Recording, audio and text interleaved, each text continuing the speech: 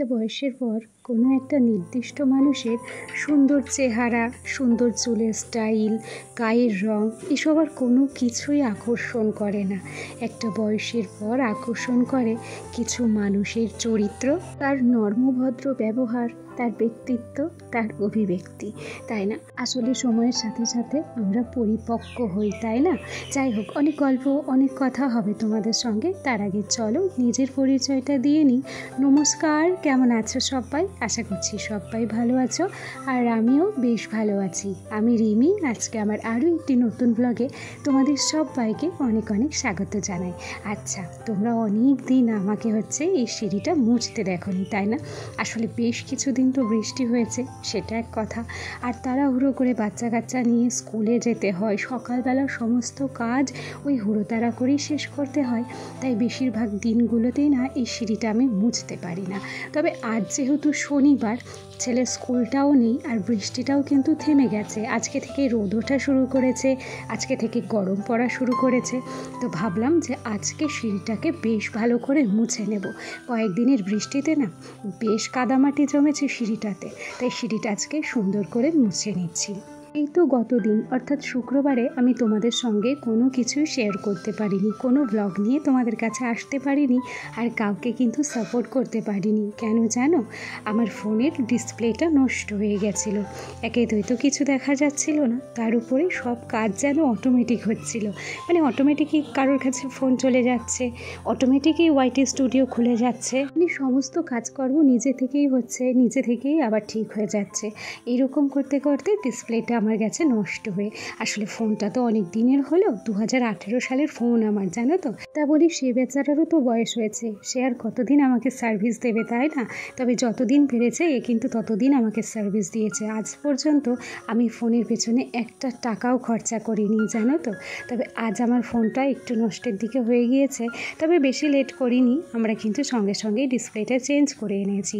মানে মোটামুটি শুক্রবার রাত ওই 10টা নাগাদ আমি ফোনটাকে হাতে পেয়েছি। তাও ওই মোটামুটি মাস 2-3 চলার মতো ডিসপ্লে লাগিয়েছি, কেন কি আমার ফোনের যে অরিজিনাল ডিসপ্লে সেটা লাগাতে গেলে কৃষ্ণনগর যেতে হবে, আর এই মুহূর্তে কৃষ্ণনগর যাওয়াও সম্ভব নয়। তাই আপাতত কাজ চালানোর মতো ডিসপ্লে লাগিয়ে নিয়েছি, আর মোটামুটি ওই ইচ্ছে আছে পুজোর আগে আগে একটা নতুন ফোন নেওয়ার। তবে দেখা যাক কত দূর কী হয়, আগে থেকেই বলতে পারছি না যে নতুন ফোন নেব। এই ফোনে যত দূর চলছে চলুক, তারপর একেবারেই যখন ফোনটা পারবে না তখন একে চেঞ্জ করে ফেলবো। আজ প্রায় 4-5 দিন পর টেবিলটাকে বাইরে বার করেছি। ওই যে এতদিন বৃষ্টি ছিল, তাই না টেবিল বার করতে পারতাম, না জামা কাপড়গুলো কাচতে পারতাম। তা আজকে যখন রোদ উঠেছে, এই সুযোগ আর হাতছাড়া করতে চাইছি না। অনেক দিন ধরে বেশ কয়েকটা নাইটি কিন্তু জমানোই আছে, এগুলোকে আজকে ধুয়ে দেবো ভেবেছি। তাই সকালই কিন্তু গরম জল করেছি আর নাইটিগুলোকে ভিজিয়ে দিয়েছি। আর তার আগে জানো তো, প্রেশার কুকারে ডাল সিটি দিতে বসিয়েছি। শনিবারে তো আমরা কেউ আমিষ খাই না, শনিবারে নিরামিষই খাই। তাই আজকে তাড়াহুড়ো করে বলবো না, একদম ধীরে সুস্থে গতকাল রাত্রেই ভেবে রেখেছিলাম যে ডাল ভেজাবো। ডালটা আমি রাত্রেই ভিজিয়ে রেখেছিলাম, আর প্রেশার কুকারে তাকে সিটিও দিয়ে নিয়েছি। সেই সাথে করব আলু ভাজা। এখন সোনার জন্য দুধটা গরম করে এই যে ঝুড়ি দিয়ে ঢাকা চাপা দিয়ে রেখেছি, আর তারপরেই ভাতটাকে বসিয়ে দিলাম। ভাতটা বসিয়ে দিয়ে আরও কিছু কাজকর্ম রয়েছে, সেগুলোই সেরে নেব। আর ইতিমধ্যে কিন্তু সোনাও উঠে গেছে, সোনার জন্য একটু দুধ কমপ্লেন রেডি করছি। আজকে যেহেতু ছেলের স্কুল ছুটি ছিল, তাই সকালবেলা ওকে তোলার কোনো তাড়াহুড়ো ছিল না। ওর ইচ্ছা মতো উঠেছে, প্রায় মোটামুটি 8:30টার দিকে উঠেছে, আর ওকে ফ্রেশ করিয়ে সকালবেলার খাবার দিতে দিতে মোটামুটি 9টা বেজেছে। আর সেই সাথে আমরা কিন্তু চাও করে নিয়েছি। কেন কি বলো তো, আমরাও না একটু দেরিতেই উঠেছি। মাঝে কিছুটা সময় ছেলেকে পড়াচ্ছিলাম, তাই সেই সময়টাই কোনো কিছু তোমাদের সঙ্গে আমি শেয়ার করিনি। আর রান্নাবান্না আমার বরই কিন্তু করেছে। ওই যে বললাম যে আমি ছেলেকে পড়াচ্ছিলাম, সেই জন্য ও আলু ভাজা করেছে আর এই যে ডাল করেছে। তবে একটা কাজ করেছে কি বলো তো, ডালে না ও জল দেয়নি। প্রেশার কুকারের মধ্যে যতটুকু ডাল ছিল ততটুকু ডালই ও ফোড়ন দিয়েছে। তবে ডালটা মোটামুটি অনেকটাই ঘন হয়েছিল, খেতে কিন্তু মন্দ হয়েছিল না, জানো। আর এই দেখো, পুরুষ মানুষ রান্না করলে রান্নাঘর কিন্তু কিন্তু দ্বিগুণ নোংরা হয়, সত্যি কথা বলি, এটা মিলিয়ে নেবা। যাই হোক, রান্নাবান্না শেষে খাওয়া দাওয়া সেরে নিয়েছি, আর তারপর এই যে থালা বাসনগুলো নিয়ে কলের পরে চলে এসেছি।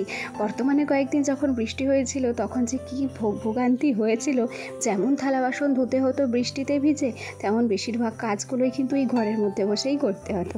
তাই বেশিরভাগ কোনো কিছুই তোমাদের সঙ্গে শেয়ার করা হয়েছিল না। ওই ভিজে পুড়ে কাজ আর কি শেয়ার করব বলো। আর বৃষ্টি অবস্থায় তো ফোনটাকে বাইরে সেট করাও যায় না। দেখো, বুঝেছো যে আমরা কিন্তু সত্যিই সুযোগ সন্ধানী।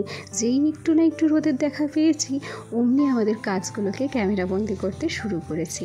আসলে এটাই তো আমাদের কাজ, তাই না? আমরা যারা ব্লগিং করি, যারা ডেইলি ব্লগের সঙ্গে যুক্ত, তারা কিন্তু প্রত্যেক দিনের কাজগুলো যদি ক্যামেরাবন্দি করতে না পারি, তাহলে না ভীষণ একটা খারাপ লাগা চলে আসে। আসলে আমাদের একটা নেশা হয়ে গেছে। এই যে যেমন দেখো, গতকালকে তোমাদের কাছে আসতে পারিনি, পুরো বেলা 1টা পর্যন্ত আমার মনটা কিন্তু খুঁতখুত করেছে। কেন কি বলো? ওই যে বেলা 1টার সময় তো আমার ব্লগগুলো আসে, আর সেটা তোমাদের সঙ্গে শেয়ার করতে পারলাম না। যাকে চলো, এক আধটা দিন তো সুবিধা অসুবিধা আসবেই, সমস্ত অবস্থার সঙ্গেই তো মানিয়ে নিতে হবে, তাই না? চলো আজকে না একটু ঘরটা লেপবো। সেই যে মোটামুটি মাসখানেক আগে ঘর লেপা হয়েছে, তারপরে তো আর ঘর লেপা হয়নি। আর কোমরের সমস্যার জন্য ঘর লেপারও কিন্তু আমি সাহস পাই না।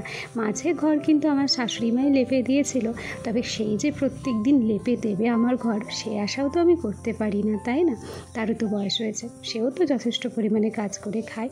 তাই দেখলাম কি যে না, আমার যখন আজকে সকাল সকাল সমস্ত কাজ হয়েই গেছে, কাজের পরিমাণ যদিও বা আজকে অনেক বেশি ছিল, তাও দেখলাম যে ঘরটা আজকে না লেপলেই হবে না। এই তো আজ বাদে কাল হচ্ছে আমাবতী, তারপর আবার কিন্তু মাটি খোঁড়া যাবে না। তাই তাড়াহুড়ো করে আজকেই কিন্তু ঘরটা লেপতে চলে এসেছি। আসলে জানো তো, একটা মাটির ঘর লেপা পোছাতে ভীষণ কষ্ট। মেন কথা হচ্ছে, একটা মাটির ঘর কিংবা টিনের ঘর মেনটেন করতেই কিন্তু ভীষণ কষ্ট হয়। পাকা ঘরের তুলনায় পাকা ঘর দেখতে ভালো লাগে, অনেক শৌখিন পাকা ঘর, সেটা আমরাও জানি। তবে মাটির ঘর দেখতে মোটামুটি খারাপ লাগে না, ভালোই লাগে। তবে এর যা সাজ সরঞ্জাম কিংবা একে যেরকমভাবে যত্ন আত্তি করতে হয়, সেরকমভাবেই যদি যত্ন আত্তি আমরা করতে পারতাম, তাহলে একটা মাটির ঘর সত্যি পাকা ঘরকে হার মানাতো। সৌন্দর্যের তুলনায় বলবো না, ভালো লাগার ক্ষেত্রে। যাই হোক, দেখো যত কষ্টই হোক না কেন, সংসারের কাজকর্মগুলো যেমন প্রত্যেক দিন আমাদেরকে করতে হবে, তেমন কিন্তু একটা মাটির ঘর থাকলে একদম দায়িত্ব নিয়ে তাকে লেপা পোছাটাও কিন্তু করতে হবে। যাই হোক, আজকে মোটামুটি লাল মাটি কোথাও খুঁজে পাইনি কয়েকদিন বৃষ্টির জন্য। যতটুকু যা মাটি বাড়িতে ছিল, সেই মাটিটাই কিন্তু আমি জলে ভিজিয়ে রেখেছিলাম, আর তারপরেই সুন্দর করে ঘরটাকে কিন্তু লেপে নিয়েছি। ঘর লেপার পর এতটা খারাপ লাগছিল, এতটা গরম লাগছিল, সাথে সাথে ঘরে ছিল ট্যাং, আর সেটা দিয়েই না একটু শরবত করে নিয়েছি।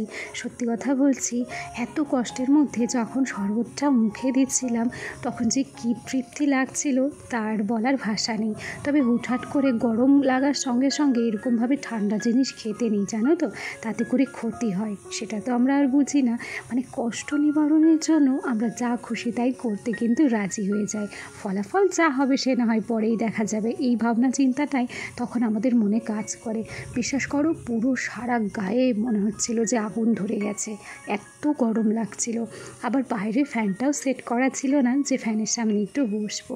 যাই হোক, এরপরে আর একটু রেস্ট নিতে পারিনি। সত্যি কথা বলি, যে সমস্ত থালা বাসনগুলো ওই যে আগে ধুয়ে রেখেছিলাম, সেগুলোকে এখন একটু জল ঝরাতে দিলাম। আর এরপরে রান্নাঘর পরিষ্কার করার কথা ছিল। রান্নাঘর আমি সত্যিই পরিষ্কার করতে পারিনি, আমার সাধ্যে কুলোয়নি, আমার শরীরটা সাথ দেয়নি। তবে গতকাল ছিল হাটবার, সেখান থেকে আমার বর কিন্তু প্রচুর সবজি বাজার করে এনে দিয়েছে। যা সবজি বাজার করে দিয়েছে, এই দিয়ে মোটামুটি আমার 7 দিনের উপরেই হয়তো চলে যাবে। ততদিনে ওর আবার অফিস থেকে আসারও সময় হয়ে যাবে। আপাতত এই সবজিগুলোকে দিয়েই কিন্তু আমি মোটামুটি সপ্তাহখানেক চালাবো। কারণ একে তো গরম, আর এই গরমে হাটে যেতে না ভীষণ বিরক্ত লাগে। দেখো কত রকম সবজি এনেছে, ধুন্দুল, তারপর ঝিঙে, কলা, আদা, সব কিছু নিয়ে এসেছে।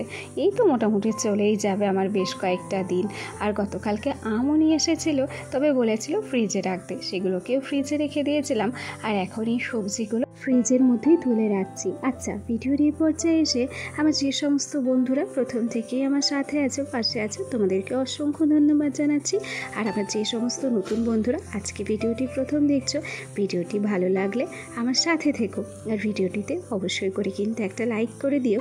এই পর্যায়ে আমি কিন্তু স্নানও করে নিয়েছি, তারপর বাইরে যে চেয়ারগুলো ছিল সেগুলোকেও কিন্তু ঘরে তুলে নিলাম। এরপরে বিশেষ কোনো কিছু কাজ নেই, তবে ছেলেটাকে একটু ঘুম পাড়াতে হবে, এটাই হচ্ছে আমার সবচেয়ে বড় কাজ। আমার ছেলেটা পড়তে গেছে, আসলেই ওকে ঘুম পাড়িয়ে দেবো। চলো তবে আজকের ভিডিওটি এখানেই শেষ করছি। সবাই ভালো থেকো, টাটা সবাইকে।